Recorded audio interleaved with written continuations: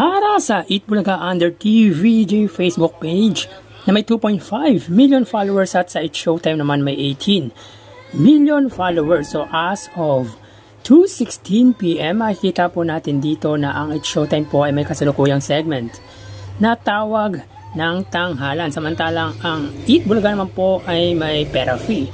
So dito makikita po natin ang It's Showtime ay may 4,500 viewers. Samantalang ang Eat Bulaga naman po ay may 3.5 million followers. So again, as of 2:16 PM, ang It's Showtime ay may 4,400 viewers at ang Eat Bulaga naman po ay may 3.5 million followers.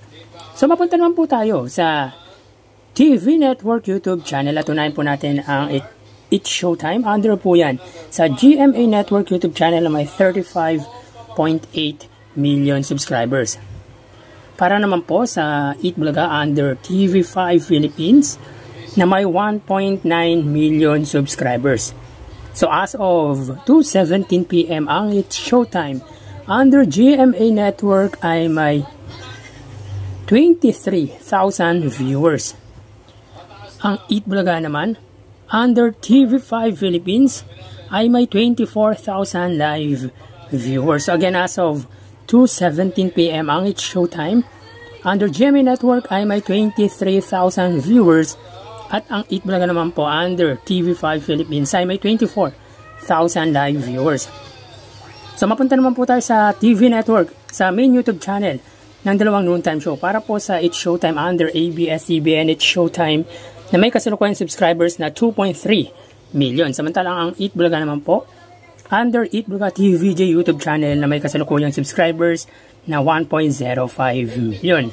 So as of 2:18 PM, ang It's Showtime, sila po ay may 52,000 viewers. Ang Eat Bulaga naman po, sila ay may 42,000 live viewers. So again, as of 2:18 PM, ang It's Showtime, sila po ay may 53,000 live viewers. At ang Eat Bulaga naman po ay may 42,000 live viewers. So bali, ang total na nakuha ng dalawang noontime show ay, mga kaparokya, bago natin ibigay ang total live viewership ng dalawang noontime show para sa kanilang huling yugto, ay humiling ako na pakisubscribe ang aking YouTube channel.